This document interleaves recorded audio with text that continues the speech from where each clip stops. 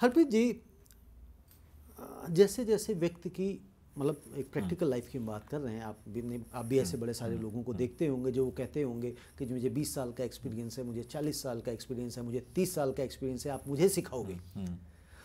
तो मैं पूछना चाहता हूँ कि वो जो एक्सपीरियंस जो लोग काउंट करते हैं, इतने साल का इतना बड़ा एक्सपीरियंस होने के बावजूद वो सक्सेसफुल नहीं होते हैं, जो इस तरह की बातें करते हुए पाए जाते हैं। क्योंकि इसमें ये देखते हैं कि उन्होंने जब से वो काम की शुरुआत करी हुई है उसके बाद उन्होंने उस पर कितना काम किया है उस पर वो ध्यान नहीं देते हैं, बट लेकिन ये देखते हैं कि भाई मैंने 2000 में काम शुरू किया था, आज 2023 हो गई, काम बेशक उन्होंने 4 साल उस पर किया हो, लेकिन वो एक्सपीरियंस उसको पूरा का पूरा गिनते हैं, काउंट करते हैं, और उस वजह से वो शायद कहीं पहुंच नहीं पाते। उनको आप क्या संदेश देना चाहेंगे, उनके लिए क्या कहना चाहेंगे? देखो, you have to be a learner each day. मेरा तो मानना है कि जब तक आप उस माइंडसेट से नहीं जाएंगे, कोई काम कर रहे हैं, किसी से मिल रहे हैं, आज मैं आपसे काफ़ी मतलब हमारी तो काफ़ी पुरानी जानकारी है, बट आपसे मिल रहा हूँ, but I am each day has to be a something, there has to be some take away each day. तभी आपकी जो एक आपके तभी आप you have to be a learner, a student each day, ये मेरा मानना है। आप वो उसको माने ना माने, क्योंकि कई इंस्टेंसेस लाइफ में रोज़ ऐसे होते हैं जो आप कुछ भी लर्निंग आपको दे सकते हैं।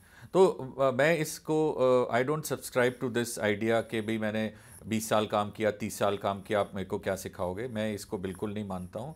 I think any successful person, any wholesome person has to be has to meet people or interact with people with a mindset कि भाई मैं रोज कुछ ना कुछ सीख सकता हूँ। आपको बोलने की जरूरत नहीं है, बट आपको इंस्टेंस में पता चल जाता है। आज आपके पास कोई भी आता है या कुछ इसे जब आप मिलते हैं तो कुछ ना कुछ वो आप उससे पिकअप कर सकते हैं, चाहे उससे ना करें, बट पूरा दिन अगर आप होगा तो that is my idea.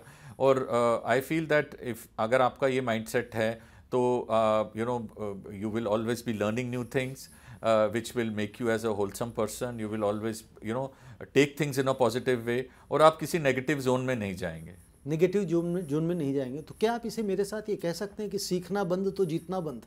Absolutely fine, आपने बहुत अच्छा फ्रेज किया कि सीखना बंद तो जीतना बंद। मैं उसको फुली सब्सक्राइब करता हूँ और I fully agree with that. क्योंकि देखिए